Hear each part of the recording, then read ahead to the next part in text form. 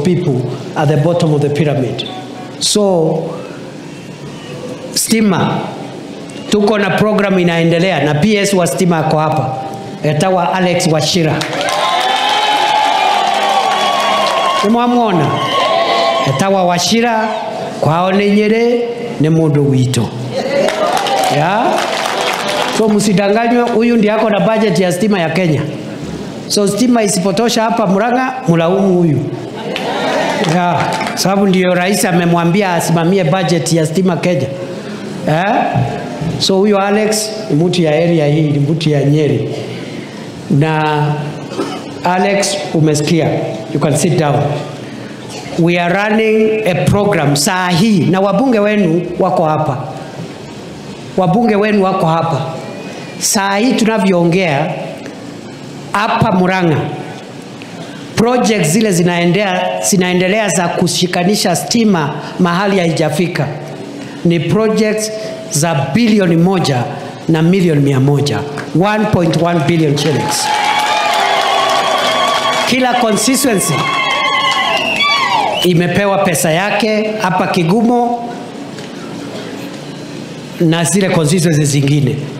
So we are spending currently 1.1 billion to connect an additional 16,000 households with electricity here in Murang'a. Hao waheshimiwa wanajua ni kijiji gani iko na giza, ni kijiji gani bado stima imefika, na mahali haijafika saa hii tutaendelea kuongeza pesa mpaka kila mtu akuwe na stima kwake. Hapa Kegumo 122 million shillings for this constituency alone, and we will add resources. The PS is directed by the president to make sure that we connect as many people as possible in the shortest time possible.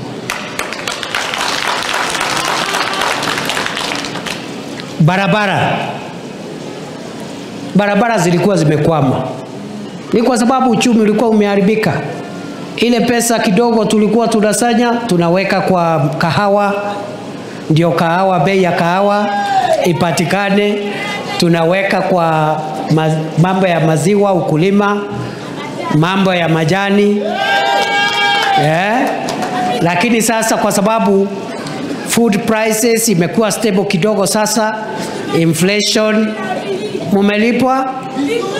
mumelipwa vizuri. Umesikia hiyo evidence?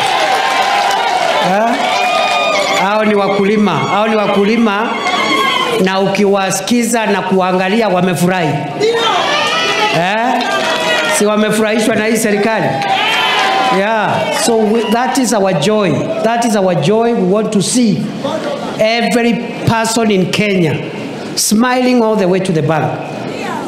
Pesa mfukoni. Wanabiashara rejareja, mkulima wa maziwa, mkulima wa kahawa, mfugaji wa ng'ombe, hata mvua samaki wale wako Indian Ocean na Lake Victoria afurahi, Kenya isonge mbele.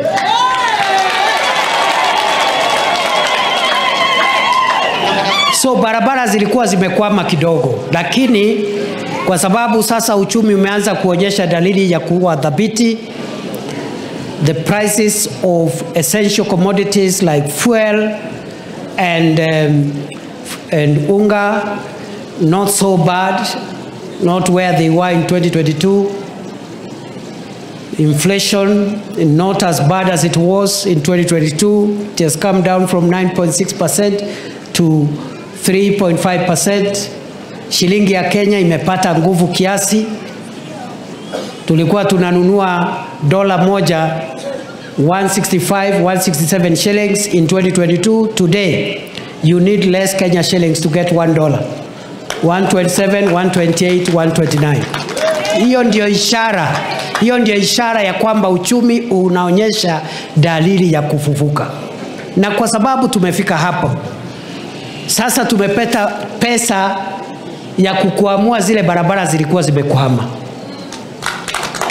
Kwa hivyo nataka niwaambia kwamba zile Mau roads tumepata pesa, tumeanza kulipa contractors, wengine wamerudi, wengine wako njiani, na mimi nimesikia zile barabara hapa mumesema hiyo Kaharate na hiyo ya Gasharage tutahakikisha kwamba hizo barabara zimeharakishwa.